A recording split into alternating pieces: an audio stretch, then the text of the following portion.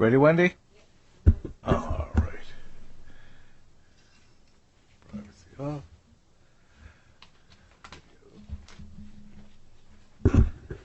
Okay. Good morning, everyone. This is Judge Kaplan, and we will be starting our hearings on BlockFi Inc. et al. And before I hear from Debtors Council, let me just make note.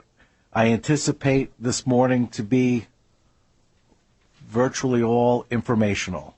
No arguments are scheduled, but it's an important opportunity to allow all parties to update the court and all parties in interest on where matters stand. And in that regard, I did want to express my appreciation to the debtor and both the official and ad hoc committees on putting together a joint correspondence to stakeholders, trying to their best in these trying times to update the parties on where matters stand, to try to lessen the confusion that's out there. And I think it was a great great step in that direction. Today, those in court will unfortunately not have the benefit of our technology in seeing who's on Zoom. Our screen is not working in that regard. However, we do have Zoom participants, I don't know, approximately 120 or so at the moment. For those who are on Zoom who want to be heard, please, just as always, use the raise hand function. I can certainly see you all, and those in court will be able to hear you.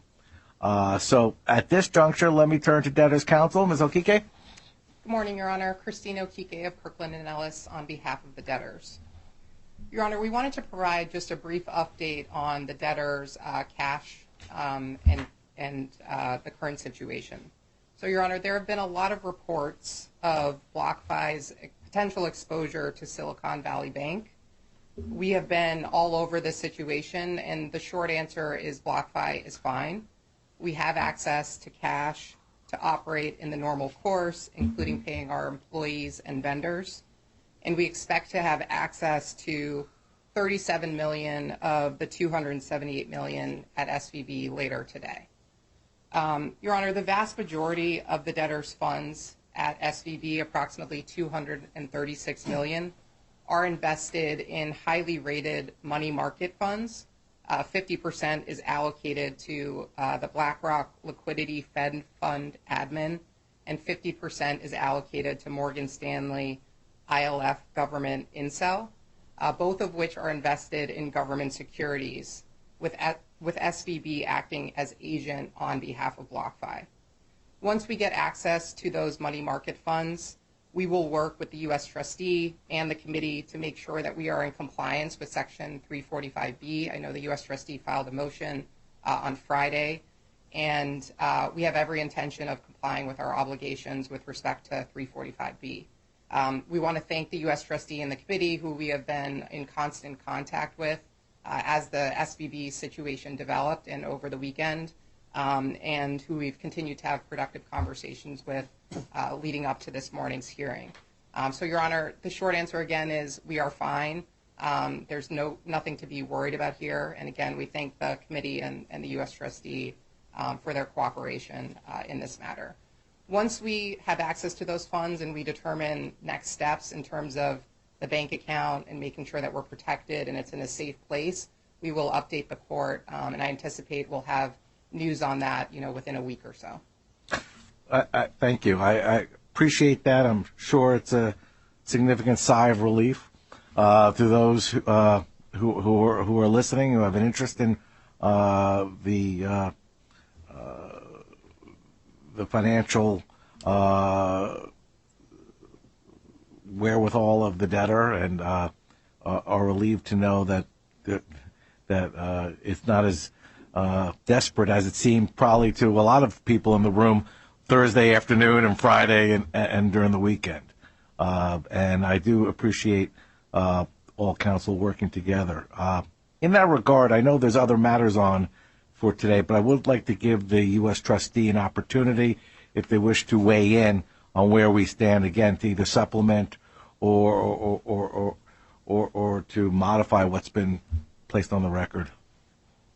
Good morning, Your Honor. Thank you. Jeff Sponder, together with Andy Vera, the United States trustee, and Lauren Bilski, all on behalf of Andy Vera, the United States trustee.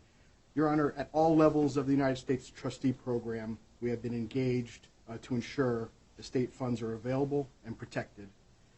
We do appreciate the cooperation of all counsel in these cases. We have worked diligently with debtor and committee counsel throughout this case, and especially this weekend, and will continue to work with the debtors as they become 345 compliant so that all estate funds will be protected. Thank you, Your Honor. Thank you. Would it be best to keep a date going forward for the compliance issues so that we can have a follow-up conference or, if need be, hearing? Your Honor, Jeff Sponder again from the U.S. trustee. I think that would be appropriate. I know counsel for the debtors within a week, so I don't know if we have a hearing scheduled. I think we have a hearing on the 23rd. Let's see. We do have we have you all on for the 23rd. So why don't we just carry the U.S. trustee's motion to that date? We could always adjust the schedule from there if we need more time. And obviously, again, my thanks to the U.S. trustee who was able to put this matter on, get papers filed on short notice on Friday, and we were able to schedule the hearing. If there's a need to do that again, the court will make itself available. But otherwise, we'll carry the U.S. trustee's motion to 323 with two other matters that are on. Then let me. Is there anyone else who wants to be heard on the cash management issues before we move on to other issues? I see no hands raised. So let me again go to Debtors Council for the next matter. Thank you, Your Honor. Christine Okike again on behalf of the debtors. Your Honor, the next item on the agenda is a status update on the wallet withdrawal motion, which was filed at docket number 121.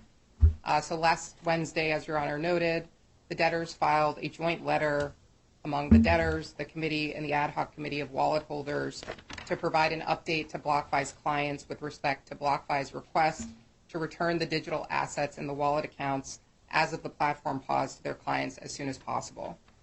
The debtors understand that our clients want the wallet withdrawal motion resolved promptly, and so do we. And we are actively working with the committee, the ad hoc committee, and deferred 1031 to achieve that goal. Your Honor, when we filed the wallet withdrawal motion, two things happened. First, the committee advised the debtors that it was supportive of returning some wallet holdings to clients, but only if BlockFi clients with those wallet holdings were not subject to potential avoidance claims or clawbacks. Determining which clients might be subject to clawbacks is a very complex issue, and the debtors understand that the committee's diligence with respect to that is ongoing. Second, the members of the ad hoc committee and deferred 1031, who are BlockFi clients who attempted to transfer digital assets from their interest-bearing accounts or BIAs to wallet after the platform pause, which was 8:15 p.m. Eastern on November 10th, 2022, contended that their holdings should be treated the same as those clients who had wallet holdings in wallet at the time of the platform pause.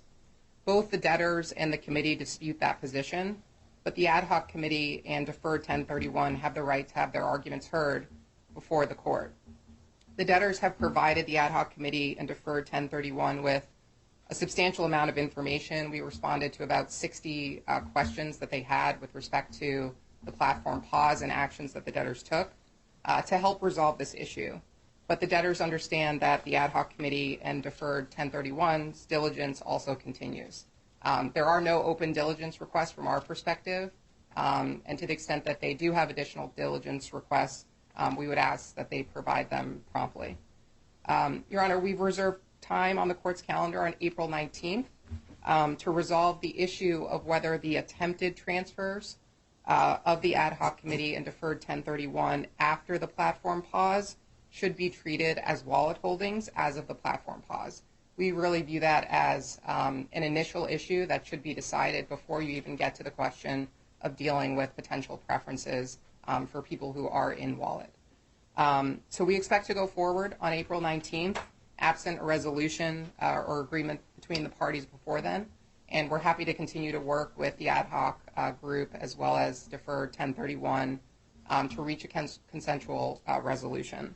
So I believe that's docket number 559, the pause motion. So that's going to be, in essence, that's going ahead on the 19th to be argued unless there's a resolution. Correct, Your Honor. Okay, great. So we will submit a supplemental briefing schedule to Your Honor. We continue to have discussions with the committee, the ad hoc group, as well as deferred 1031 on that schedule. All right, great. Thank you. Does the committee wish to be heard?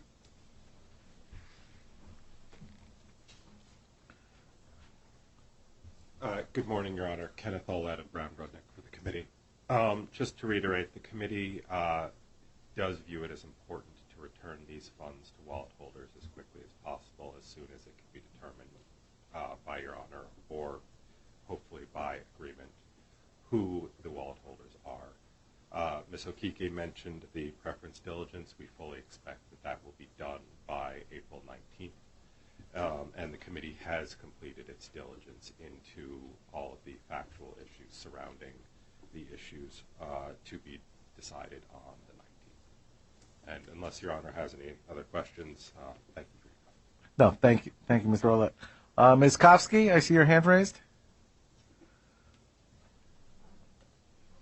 Thank you, Your Honor. Deb Kofsky, Chapman Pepper for the Ad Hoc Committee. I wanted to just clarify a couple of things for the record. When Ms. Okike referred to my client's transfers as attempted transfers, obviously we dispute that characterization. With respect to diligence, that remains ongoing. The debtors have answered some, but not all, of the questions that were posed to them. We appreciate that information, but our diligence is ongoing, and we are attempting to work out a schedule that enables the ad hoc committee and deferred 1031 to take appropriate discovery in order to be able to put all of the facts before Your Honor. And while we have reserved time on April 19th, we do reserve the right to seek an extension of that date should it be necessary in order for us to complete our discovery. All right. I hear you. Obviously, with respect to outstanding discovery, I'll just ask that the council do their best to confer as quickly as possible so we can move the process and not have a holdup over discovery issues. All right. I don't see it. Mr. Stark?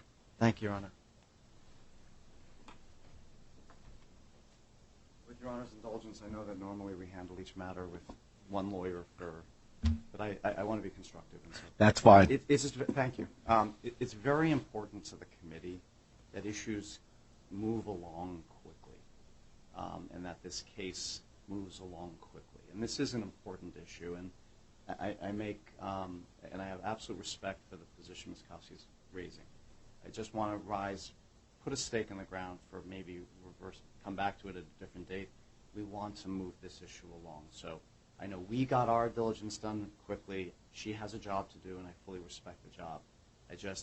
If there are issues in terms of discovery, if there are issues in terms of diligence, let's learn about them now. Let's obviate them now so we can resolve this issue once and for all in due course, and the due course being on the nearer side, not the farther side.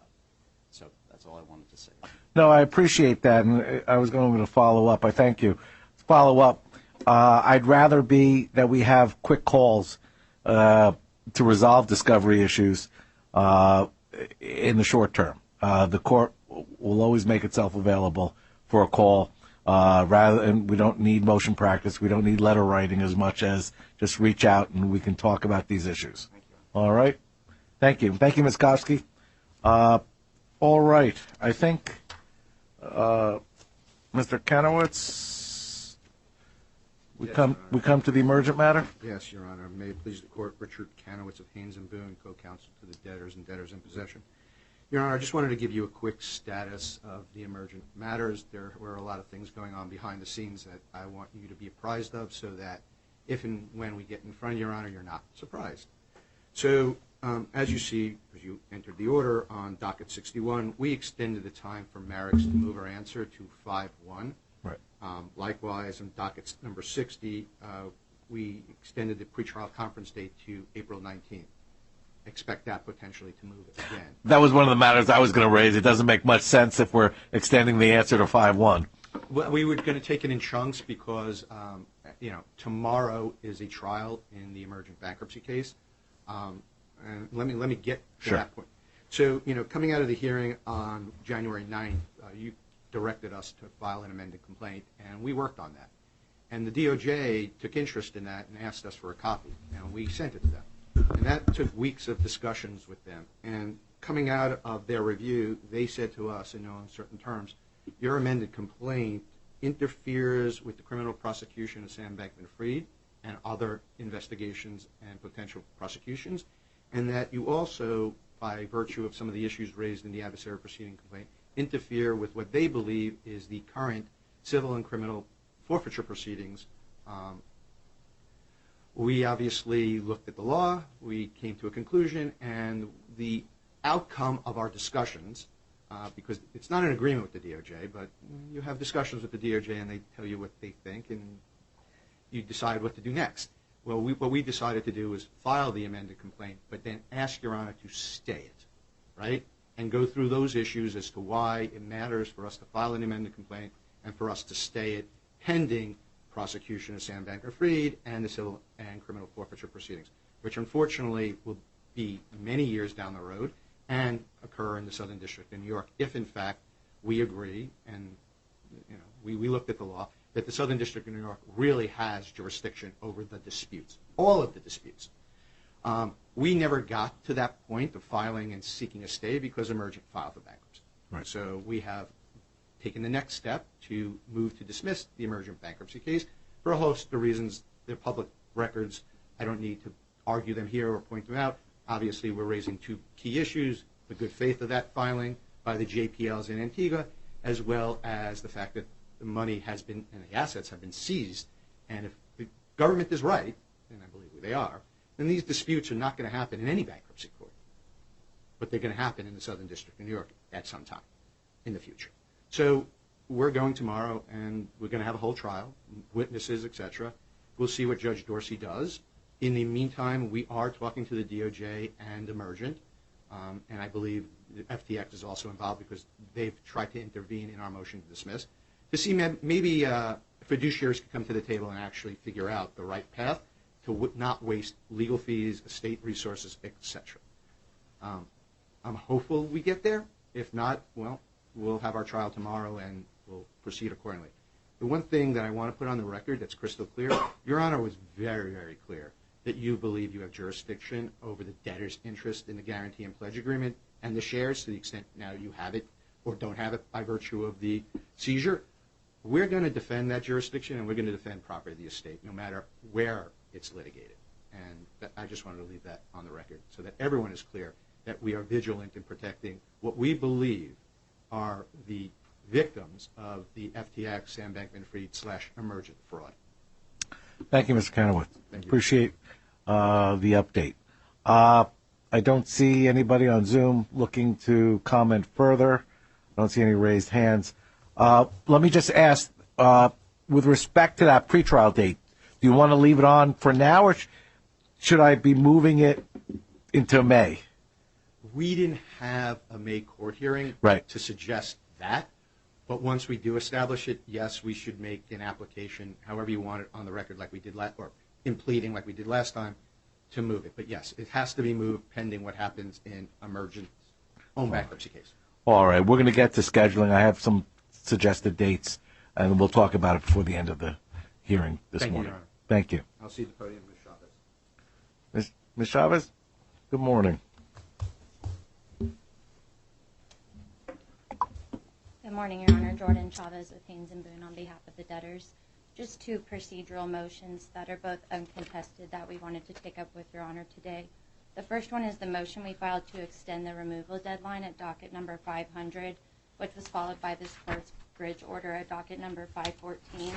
In that motion, we're asking for an extension of the removal deadline to May 27th, 2023, and we received no objections or informal comments to this motion or the proposed order, so we would ask that Your Honor grant the motion, and we will get with local counsel to submit the proposed order to Chambers. That's fine. I've gone through it. There are no issues with it. We'll mark it granted, and we'll mark it order to be submitted. Thank you, Your Honor. Thank you. The second motion is the motion for the claims procedures that we filed at docket number 535, which is designed to streamline the claims reconciliation and objection process. The proposed order that we filed with the motion already incorporated the constructive comments that we received from committee counsel, and then we received some informal comments after filing the motion from Arch, which is one of the debtor's insurers, and we filed a notice of revised proposed order for that at docket number 586. There were no additional comments and no other objections received, and the only change that we reflected in the revised proposed order was we had a basis for an objection if the insurers were obligated to make the payment rather than the debtors, and the insurer understandably just wanted a clarification that that would only be after a determination by this court or another court of competent jurisdiction. So with that, I would ask Your Honor to grant the motion, and again, we will get with local counsel to submit the proposed order to Chambers. I only had one question. I think it all makes sense in how it's laid out. Service of the omnibus objections, and we're relaxing our local and the federal rule as far as grouping in hundreds and the like. But how is service being undertaken on an individual claimant? I thought I saw, read through it, and it referenced both mail and email. Can you be more specific as to how, what's the intention as far as service on the claimants? Yes, Your Honor. To the extent we have both mail and email information, we are having Kroll serve them via both methods of process, and so that would be the measure we would take here as well. Given the interim redaction order, we are serving them directly and trying to keep all of their personal information confidential while doing so. And I understood in reading through it, you're also trying to make a point to the claimants that they should, in their responses, respect the confidentiality as well, and redaction. It may be that individuals need some assistance, and I think you included contact information as well, both at Kroll and at the firms, correct? Yes, Your Honor. We included my direct contact information as well as one of my colleagues, Mr. Zavala, so they can directly reach out to us if they have questions or need assistance, and of course to hopefully informally resolve the objections so we don't have to take up court time. I'm just judging from some of the email that my chambers receives from claimants.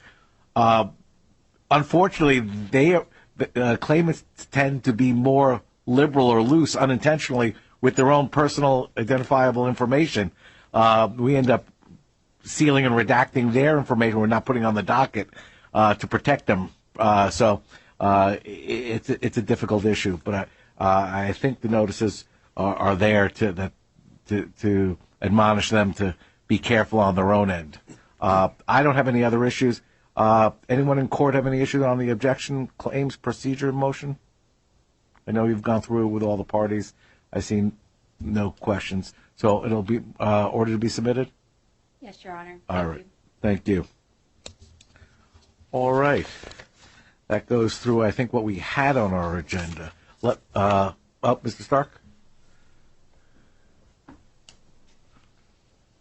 Your Honor will allow me, I Yes. wanted to spend a minute on something that Your Honor just touched upon, but Your Honor touched upon at the beginning of the hearing as well, and I wanted to do something, if Your Honor will allow me. Sure.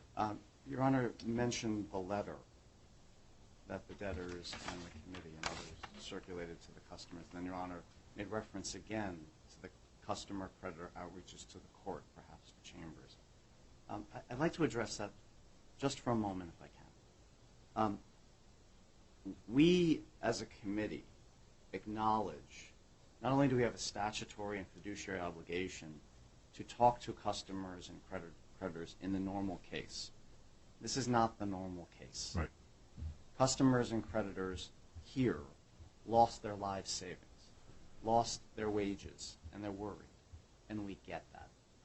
We've been in existence, at least with professionals, for under 3 months. It seems like, for the people who lost their money, that seems like an eternity, and we're very sensitive to that. But for bankruptcy, there's a lot that has to go on in the initial stages of bankruptcy, and especially in a sensitive case, disables the kind of direct communication that I know folks are really thirsting for and need.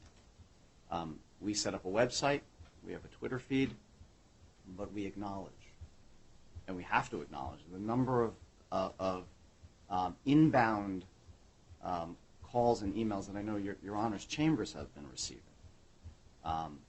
We want to put a stop to that. We want to help the community more. The first thing I can do right now is, on the record, to those who are listening in, my name is Robert Stark. I work at a firm, Brown Rudnick. My email is rstark@brownrudnick.com. My telephone number is 212-209-4862. Any customer or creditor who is listening in who wants to find out information about this case, please call or email me, and we will respond within 48 hours. It is not the court's job to respond. It is mine, and we will do that. The second thing that I can do for Your Honor and for all those who are listening, the committee understands and has spent an awful lot of time in the last 2 weeks specifically to come forward with a program for reaching out to the customers and consumers. There are a whole host of different ways that we could try to do it, from town hall meetings to Reddit Q&As to inbounds and outflows.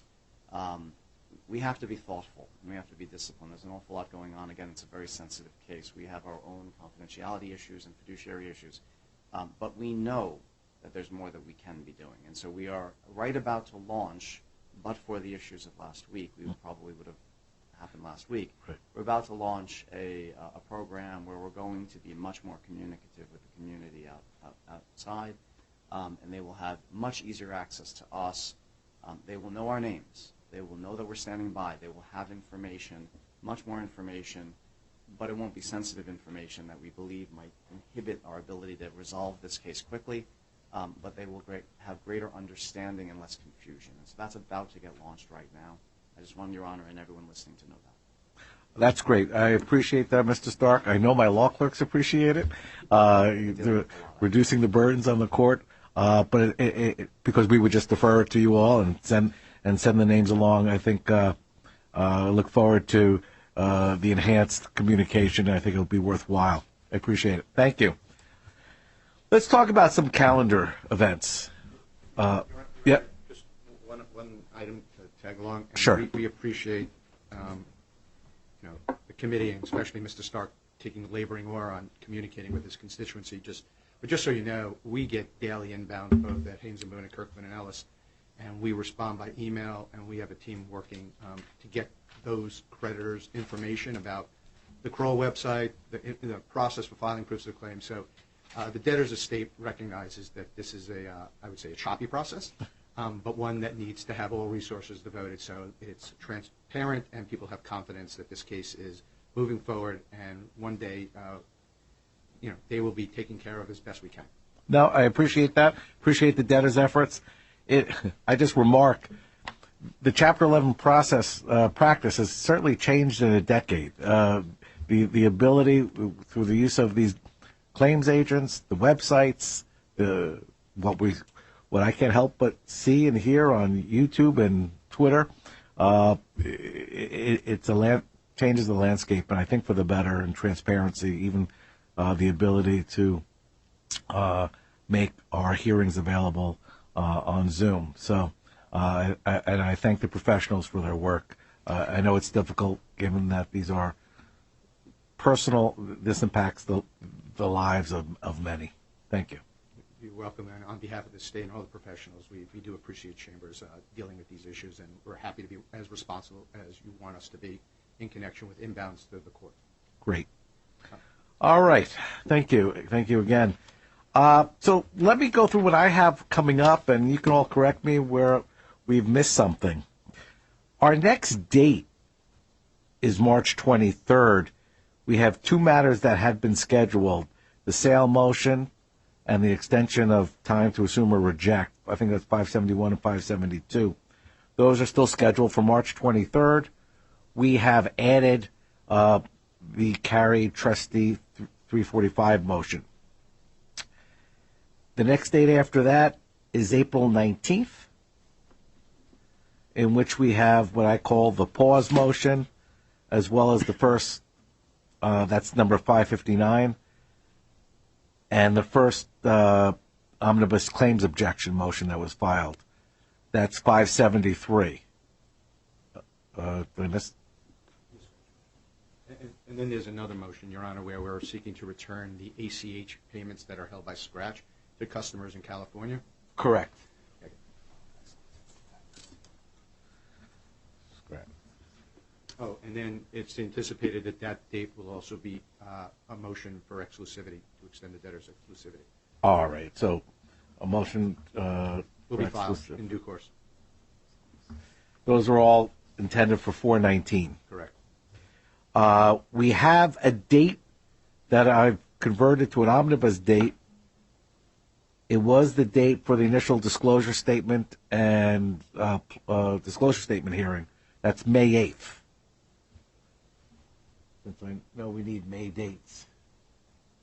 I just turned that May 8th date into an omnibus date, so that's available for parties. And we have to place, we have what I'll call the redaction motions, including the confidential party. It's early on, number 4 on the docket, as well as, I believe, 127, confidential party status, and also, I think, redaction relative to Kroll, number 443. Those three redaction motions, sealing motions, we need to put on a date. So we have now we have 419, we have through 5/8, and I can make 2 other dates available in May. Do you have a preference? I think May 8th is fine. Then we'll carry those. Yeah, I could give you a status update as to the counterparty sealing as well as the Yeah. PI redaction. Mr. Sponsor, I believe oh, there you are. There he is. Sneaking up on me. Yeah. So the PI redaction motion, obviously, huge concern for not only the debtors but the committee as well as the ad hoc group who filed joinders. We'll try to have a discussion with the U.S. trustee to see if we could resolve it. If not, we are going to have a hearing. As to the counterparty redaction motion, what we agreed to with the U.S. trustee for the adjournment is we'll take it in chunks, meaning once we have completed a sale and the counterparty disclosure is not any more prejudicial to the estate in the process, we'll file supplemental retention declarations and all those things to make those disclosures. The issue becomes, though, you have a lot of professionals who are going to file supplemental papers. So we got to work out a process so that we don't have 20 filings for every minor transaction. So we got to figure that one out, but that's our goal, is on a rolling basis to actually make those disclosures when they're not prejudicial to the estate of the counterparties who are no longer vying for state assets in one way or another. All right. So I think carrying it to the 8th is important. That particular counterparty sealing motion may get kicked again based on what's happening. And if we don't come to an agreement on the PI redaction motion in whole or part, we're probably going to have a hearing on that. Fair enough. With witnesses. Then docket matters reflected by docket numbers 4, 127, and 443 will be carried to 5/8 at 10 o'clock. And then as far as other May dates, I have, it probably doesn't make sense to have one a week later, 5/15. I have 5/15 and 5/29 available. I think we should hold the 5/29 just in case. Reserve it, because, if I get booked, Yes. future filings. It's Memorial Day. Your Honor, it's Memorial Day. Memorial Day? Not the problem? Well, hopefully I'll be on a golf course somewhere, but yes. then let's see.